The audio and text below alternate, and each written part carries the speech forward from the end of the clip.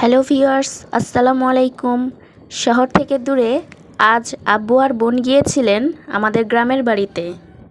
রাস্তার দুই পাশের গাছ এবং সরিষা ক্ষেত দেখে মনে হচ্ছিল আবদ্ধ জীবন থেকে যেন স্বস্তির নিঃশ্বাস ফেলার মতন কোনো আরামদায়ক জায়গায় প্রবেশ করেছে। বাড়িতে ঢুকেই প্রথমে চোখে পড়ল সেই মস্ত বড় উঠান। যে জায়গাটা একসময় অনেক জমজমাট ছিল, সেখানে এখন ধুলোর আস্তরণ। উঠানের মাঝে মাঝের গাছগুলোর অবাধে বেড়ে ওঠা, যেন মনে হয় এখানে অনেক দিন কেউ পা রাখেনি, ঝাড়ু দেওয়া হয়নি। শুকনো পাতার মরমর শব্দ। আর এইদিকে আমাদের কাঠবাগানে ডাব আর নারকেল পাড়ার ধুম লেগেছে।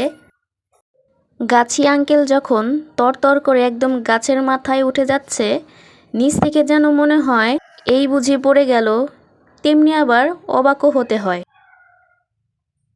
আজ আমাদের বাগানের এই যে যতগুলো নারকেল গাছ দেখছেন, এই সবগুলো গাছই কিন্তু পরিষ্কার করা হলো।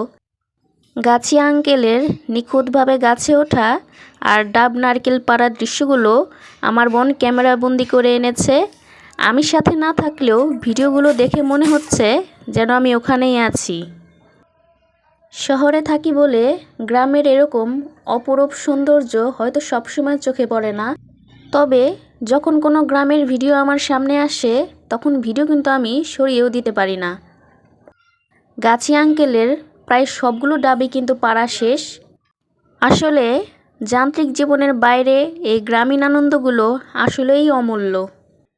মাঝে মাঝে শহরের যান্ত্রিকতা থেকে বাঁচতে এমন কোথাও আসা দরকার।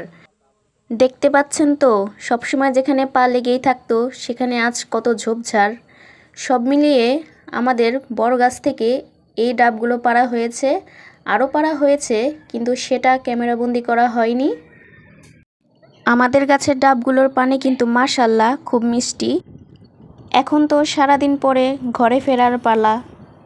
রাস্তায় যেতে যেতে যে কত কিছু চোখে পড়ল, হাই স্কুল, হাসপাতাল, দুপাশের বড় বড় গাছ, সরিষা ক্ষেত, এ যেন গ্রামের এক অন্যরকম অনুভূতি। আমরা যারা শহরে থাকি তারা হয়তো এটা উপলব্ধি করতে পারি না, কিন্তু যারা নিয়মিত গ্রামে থাকেন তাদের দেখে বড্ড হিংসে হয়। যদি তাদের মতন এমন একটা সহজ সরল জীবনযাপন করা যেত, কতই না ভালো হতো। যাই হোক, কিছু তো করার নেই। দিন শেষে তো ঘরে ফিরে আসতেই হবে, যে যেখানেই থাকুক।